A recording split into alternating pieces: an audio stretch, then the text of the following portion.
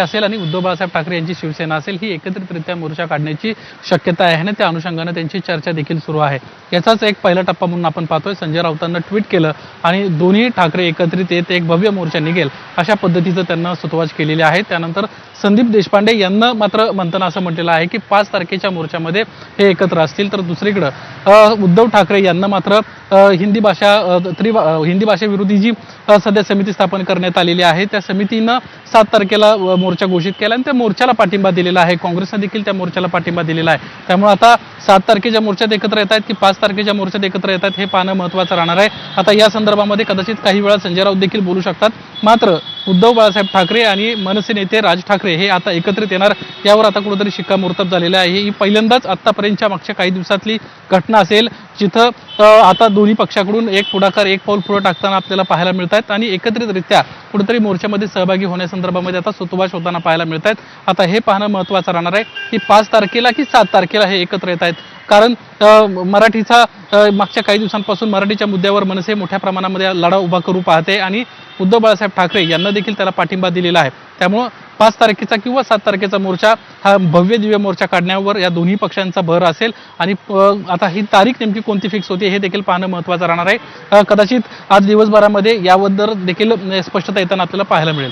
पूर्वी म्हणजे अजूनही कुठेतरी तारखेबद्दल संदिग्धता आहे असं आपण म्हणताय, पण या व्यतिरिक्त जे आवाहन करण्यात आलेलं आहे की फक्त राजकीय पातळीवरती नाही सर्वसामान्यांनी एकत्र यावं, ते पाहता सरकारवरती कुठेतरी दबाव निर्माण करण्यासाठी खूप महत्त्वाचा असा हा प्रसंग असेल। निलेश, काय वाटतं?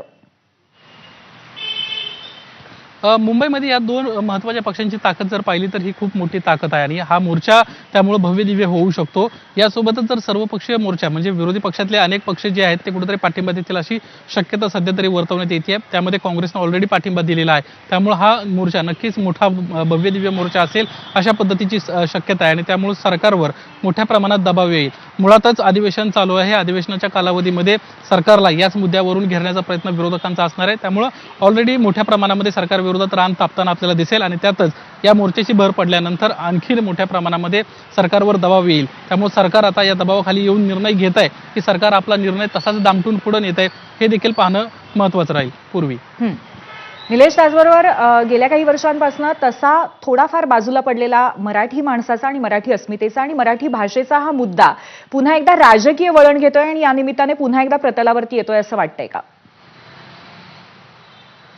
नक्कीच पूर्वी, कारण मुंबई महानगरपालिकेची निवडणूक अगदी तोंडावर आलेली आहे। अशा वेळी मराठी मतं जी आहेत ही मतं दोन्ही पक्षांना या ठिकाणी आपल्याला करताना पाहायला मिळत आहेत। दोन्ही पक्षांना ही मतं हवीत आणि त्यासाठी असा महत्त्वाचा एखादा मुद्दा त्यांना अपेक्षितच होता। तो मुद्दा आता या हिंदी सक्तीच्या निमित्तानं मिळालेला आहे। महाराष्ट्र नवनिर्माण सेनेचं राजकारण कायम मराठी हिताचं राजकारण राहिलेलं आहे, त्यासाठी ते लढताना पाहायला मिळतात। मग पाट्यांचा मुद्दा असेल, त्यासोबत टोलनाक्याचा मुद्दा असेल, अनेक महत्त्वाचे जे मुद्दे आहेत मराठीसाठीचे आवश्यक असणारे मुद्दे आहेत ते मुद्दे कायम महाराष्ट्र नवनिर्माण सेनेनं लावून धरले होते आणि त्यामुळेच आता हा जो मुद्दा हिंदी सक्तीचा समोर येतोय तो महाराष्ट्र निर्माण सेनेसाठी अतिशय महत्त्वाचा मुद्दा आहे।